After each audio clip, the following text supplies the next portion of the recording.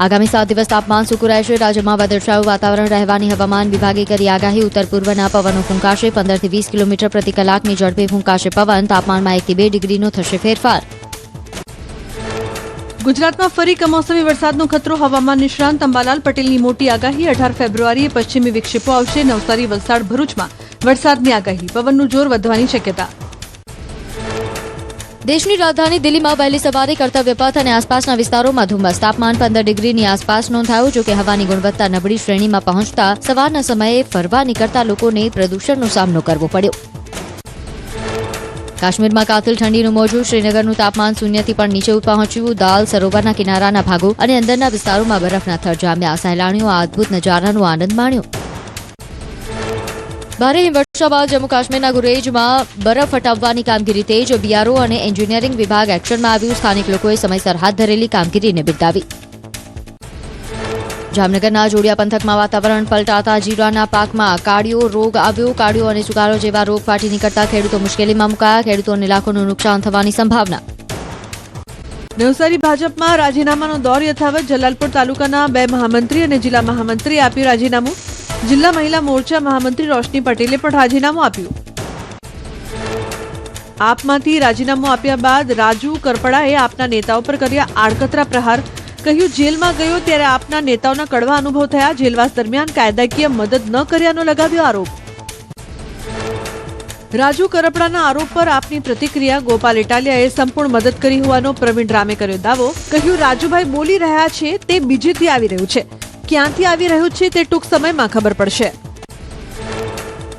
આપ નેતાઓ પરના રાજુ કરપડાના આક્ષેપોનો ગોપાલ ઇટાલિયાએ આપ્યો જવાબ. ભાજપનો હાથો બનીને ખેડૂતોના નિસાસા લીધા. રાજુભાઈએ મજબૂરી લાચારીમાં આ પગલું ભર્યું હોવાના આરોપ.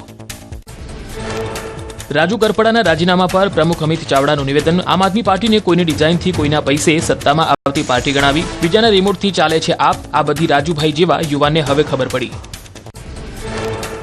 એસઆઈઆર મુદ્દે કોંગ્રેસે ગુજરાત હાઈકોર્ટના દ્વાર ખખડાવ્યા. સુરત કોંગ્રેસ પ્રમુખ વિપુલ ઉદનાવાલાએ કરી અરજી. ભાજપ કાર્યકરો પર ફોર્મ 7 ભરીને નિયમોના ઉલ્લંઘનના લગાવ્યા આરોપ. હાઈકોર્ટે ચીફ ઇલેક્શન કમિશનરને કેસમાં પક્ષકાર બનાવ્યા. એસઆઈઆરની કામગીરી મુદ્દે કોંગ્રેસ પ્રમુખ અમિત ચાવડાએ ભાજપ પર કર્યા આકરા પ્રહાર. કમલમ કાર્યાલયમાં મોટું ષડયંત્ર ઘડાયું હોવાનો આરોપ લગાવ્યો. ફોર્મ નંબર 7માં મોટા પાયે ગેરરીતિ થઈ હોવાનો અમિત ચાવડાનો આક્ષેપ. અમિત ચાવડાના આરોપો પર ભાજપના પ્રવક્તા અનિલ પટેલે કર્યો પલટવાર. અમિત ચાવડાએ લગાવેલા તમામ આરોપોને ફગાવ્યા. કહ્યું, ચૂંટણી પંચે કોઈ વૈધાનિક ફેરફાર નથી કર્યા. કોંગ્રેસે ફોર્મ નંબર 7 અંગે જાણકારી મેળવવી જોઈએ. હવે શાળાના આચાર્ય કરશે શ્વાનનો સર્વે. ડીઓએ શાળાના આચાર્યને લખ્યો પત્ર. કેમ્પસ અને આસપાસના વિસ્તારના શ્વાનનો સર્વે કરવા પત્ર લખ્યો. 3 દિવસમાં સર્વે કરીને રજૂ કરવા આદેશ આપ્યો. સર્વે કરી શું પગલાં લીધા તેની માંગી માહિતી. કોંગ્રેસ પ્રવક્તા ડોક્ટર મનીષ દોશીના સરકાર પર પ્રહાર. શિક્ષકોને સોંપાતી કામગીરીને લઈ સાધ્યું નિશાન. આચાર્યને શ્વાનના સર્વેની કામગીરી સોંપવાનો સરકારનો પરિપત્ર રદ કરવા માંગ. કહ્યું, શિક્ષકો અન્ય પ્રવૃત્તિઓમાં વ્યસ્ત રહેતા બાળકોની ભણતર પર પડે છે અસર. રખડતા શ્વાનના સર્વે મુદ્દે શિક્ષણ મંત્રીનું નિવેદન. સુપ્રીમ કોર્ટના આદેશ બાદ પરિપત્ર કરાયો. કહ્યું, ફક્ત પોતાની શાળાના શ્વાન અંગે જ કરવાનો છે સર્વે. પોતાની શાળા છોડીને બીજે સર્વે કરવા નથી જવાનું. નડિયાદમાં જય પાટીલના આપઘાત કેસને લઈને વિવાદ પકડ્યો. અનુસૂચિત જાતિના આગેવાનો અને મહિલાઓ કલેક્ટર કચેરી બહાર ધરણા કર્યા. તંત્રની ઢીલી કામગીરી સામે લોકોએ કર્યા સૂત્રોચ્ચાર. આરોપીઓને પકડવામાં પોલીસ નિષ્ફળ રહી હોવાના આરોપ. મહેસાણામાં આંગણવાડી બહેનોની હડતાળ. પડતર પ્રશ્નો મુદ્દે મહાત્મા ગાંધી બાગમાં એકત્ર થઈ આંગણવાડી બહેનો. હાઈકોર્ટના હુકમ બાદ પણ નથી આપવામાં આવતું નિયત વેતન.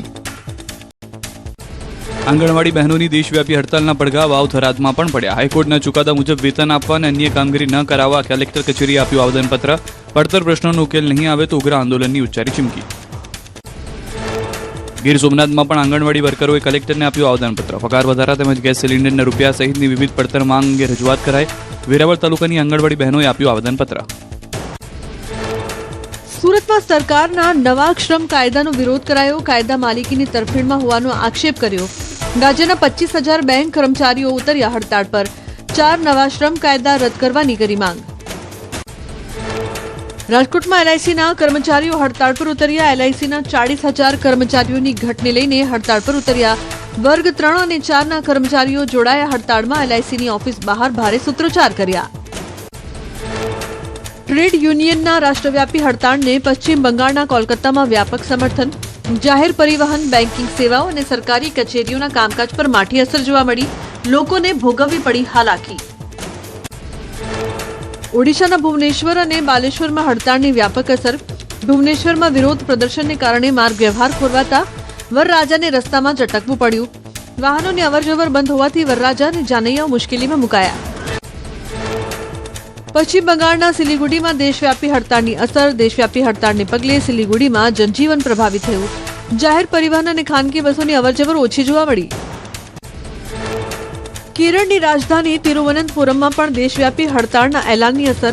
શહેરની મુખ્ય બજારો અને વ્યાપારી સંસ્થાનો સવારથી જ સંપૂર્ણપણે બંધ રહી રસ્તાઓ સુમસામ દેખાયા. ભરૂચમાં વીજ ક્ષેત્રે ખાનગીકરણનો વિરોધ. સંયુક્ત સંકલન સમિતિએ કર્યું વિરોધ પ્રદર્શન.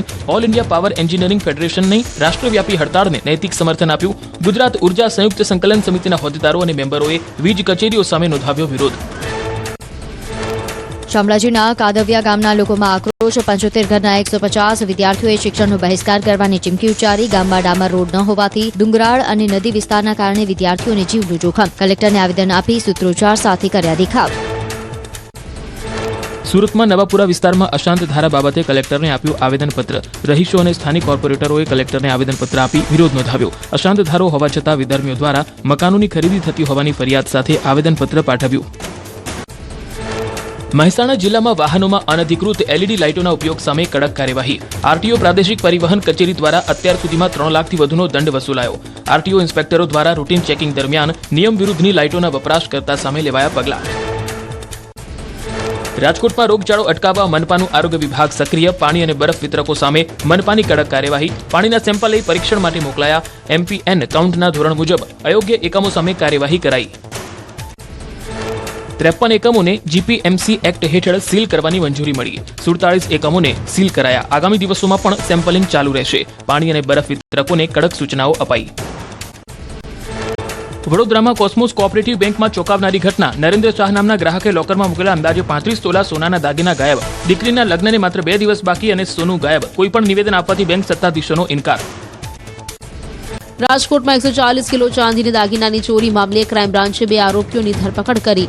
પોલીસે ક્રેટા અને ફોર્ચ્યુનર કાર, 2 લાખ રૂપિયા રોકડ તેમજ 31 કિલો ચાંદીના દાગીના કબજે કર્યા. અત્યાર સુધીમાં કુલ 4 લોકોની હત્યા કરવામાં આવી. દાહોદના દેવગઢ બારિયા સબ જેલમાંથી ફરાર થયેલો કેદી ઝડપાયો. લીમખેડા પોલીસ મથકના પોક્સો કેસમાં જેલમાં હતો આરોપી. 8 ફેબ્રુઆરીના રોજ મોડી રાત્રે પોલીસને ચકમો આપી ફરાર થયો હતો. બનાસકાંઠામાં મડાણા ગામના જાગીરદાર દરબાર સોલંકી સમાજે ઘડ્યું બંધારણ. હિંગળાજ માતાના મંદિરે બેઠકમાં જૈન મુનિઓની ઉપસ્થિતિમાં સમાજના નવા બંધારણની કરી જાહેરાત. લગ્ન પ્રસંગ માટે 19 અને મરણ પ્રસંગ માટે 6 મુદ્દાઓનું બન્યું બંધારણ. મહીસાગર જિલ્લામાં ભાજપનું સંગઠન જાહેર. નિમાયેલા હોદ્દેદારોને તમામ સમાજના લોકોએ અભિનંદન પાઠવ્યા. બાલાસિનો નગરના અંબે માતાના મંદિરે પૂજા અર્ચના કરાઈ. મોટી સંખ્યામાં કાર્યકરો રેલી સ્વરૂપે પહોંચ્યા હતા ફાગવેલ ભાથીજી દાદાના મંદિરે. પોલીસ ઇન્સ્પેક્ટરોની બદલી પર બોલ્યા ડીજીપી. કહ્યું 1 વર્ષથી નિમણૂકની રાહમાં છે 350 PI. ટૂંક સમયમાં કરાશે નિમણૂક. PSIમાંથી PIની મળી છે બઢતી. પ્રકૃતિના મનોહર દ્રશ્યો માણી રહ્યા છે મુસાફરો. કટરાથી શ્રીનગર જતી ખાસ ટ્રેનના વિસ્ટાડોમ કોચમાં બેસીને ખીણની સુંદરતા નિહાળી આનંદ અનુભવ્યો. વિસ્ટાડોમ કોચમાં મોટી કાચની બારીઓ અને કાચની છતમાંથી દેખાય છે મનમોહક દ્રશ્યો. ગાંધીનગરમાં બોર્ડ અને ગુજકેટની પરીક્ષા મુદ્દે સમીક્ષા. શિક્ષણ મંત્રીની અધ્યક્ષતામાં યોજાઈ બેઠક. પરીક્ષાના આયોજન સંદર્ભે કરાઈ ચર્ચા. તમામ કેન્દ્રો CCTV કેમેરાથી કરાશે સજ્જ. પોલીસ બંદોબસ્તની વ્યવસ્થા પર કરાઈ ચર્ચા. ગુજરાતમાં નાર્કોટિક્સ સામે રાજ્ય સરકાર સક્રિય. રાજ્ય પોલીસ વડા KLN રાવના હસ્તે અમદાવાદ ઝોન કચેરીનું ઉદ્ઘાટન. વર્ષ 2025માં અમદાવાદમાં 88 NDPS કેસ નોંધાયા. 707 કિલો ડ્રગ્સ અને 5.52 કરોડનો મુદ્દામાલ જપ્ત કરાયો. અરવલ્લી જિલ્લાના બાયડ ખાતે ટાઉન હોલનું લોકાર્પણ. મંત્રી રમણભાઈ સોલંકીના હસ્તે લોકાર્પણ કરાયું. 3 વર્ષથી લોકાર્પણની જોવાઈ રહી હતી. ભાજપના કાર્યકરો અને ગામના આગેવાનો હાજર. સુરત મનપાના વધુ એક ઉચ્ચ અધિકારીએ ધર્યું રાજીનામું. ડેપ્યુટી કમિશનર સ્વાતિ દેસાઈએ મ્યુનિસિપલ કમિશનરને રાજીનામું સોંપ્યું. અચાનક આપેલા રાજીનામા પાછળનું કારણ અકબંધ. બિહારની રાજધાની પટનામાં આવેલી સિવિલ કોર્ટને બોમ્બથી ઉડાવી દેવાની ધમકી. સુરક્ષાના હેતુસર સમગ્ર પરિસરને તાત્કાલિક ખાલી કરાયું. ઘટના સ્થળે બોમ્બ સ્ક્વોડ અને ડોગ સ્ક્વોડની ટીમો સાથે ભારે પોલીસ કાફલો તૈનાત કરાયો. જમ્મુ કાશ્મીરના પૂંછ જિલ્લામાં ભારતીય સેનાની રોમિયો ફોર્સ દ્વારા મેડિકલ કેમ્પ યોજાયો. ભાટા ધુરિયન વિસ્તારમાં સેનાના નિષ્ણાત ડોક્ટરોએ સેંકડો સ્થાનિક ગ્રામજનોની આરોગ્ય તપાસી વિનામૂલ્યે દવાનું વિતરણ કર્યું. સુરતમાં ટ્રાન્સપોર્ટ ચેરમેન સોમનાથ મરાઠે હાથ ધર્યું સરપ્રાઇઝ ચેકિંગ. બીઆરટીએસ અને સિટી બસમાં મુસાફરો પાસેની ટિકિટ તપાસ હાથ ધરાઈ. કંડક્ટર વિરુદ્ધ પણ કાર્યવાહી કરાઈ. ગુજરાત વિધાનસભાના ઉપાધ્યક્ષની ચૂંટણી યોજાશે. 16 ફેબ્રુઆરીના રોજ ગૃહમાં ચૂંટણી યોજાશે. વિધાનસભાના નિયમો હેઠળ ચૂંટણી પ્રક્રિયા હાથ ધરાશે. 13 ફેબ્રુઆરી બપોરે 12 વાગ્યા સુધી દરખાસ્ત રજૂ થશે. એક સભ્ય માત્ર એક જ દરખાસ્ત કરી શકશે. ગાંધીનગરમાં ભાષિણી એઆઈ ટૂલ પર વર્કશોપનું આયોજન. સચિવાલયમાં મંત્રી અર્જુન મોઢવાડિયાની ઉપસ્થિતિમાં કાર્યક્રમ યોજાયો. કેન્દ્ર સરકારના અધિકારીઓએ ભાષિણી એઆઈ ટૂલ અંગે આપ્યું માર્ગદર્શન. મસાલાના શહેર ગણાતા ઊંઝામાં એપીએમસી દ્વારા વેપારીઓ માટે સેમિનારનું આયોજન. એપીએમસીના ચેરમેન દિનેશ પટેલે નકલી જીરું અને વરિયાળીનો વેપાર કરતા તત્વો સામે કડક કાર્યવાહી કરવાની ચીમકી ઉચ્ચારી. એપીએમસીએ ફૂડ એન્ડ ડ્રગ્સ વિભાગના અધિકારીઓને પણ સાથે રાખ્યા. અમદાવાદમાં મહાશિવરાત્રિએ નીકળશે માં ભદ્રકાળી માતાજીની નગરયાત્રા. સમગ્ર અમદાવાદ શહેર નગરયાત્રામાં જોડાશે. આ વખતે રૂટમાં વધારો કરીને રાયખડ અને ખાડિયા વિસ્તારનો સમાવેશ કરાયો. ભક્તો માટે ભંડારા સાથે બુંદીનો પ્રસાદ રખાયો. જૂનાગઢમાં નાયબ મુખ્યમંત્રી હર્ષ સંઘવીએ લોક સાહિત્યકાર રાજભા ગઢવી સાથે મુલાકાત કરી. હર્ષ સંઘવી રાજભા ગઢવીના ફાર્મ હાઉસમાં માણી હતી ભોજનની મજા. ભોજન કર્યા બાદ રાજભા ગઢવીના પરિવાર સાથે મુલાકાત કરી.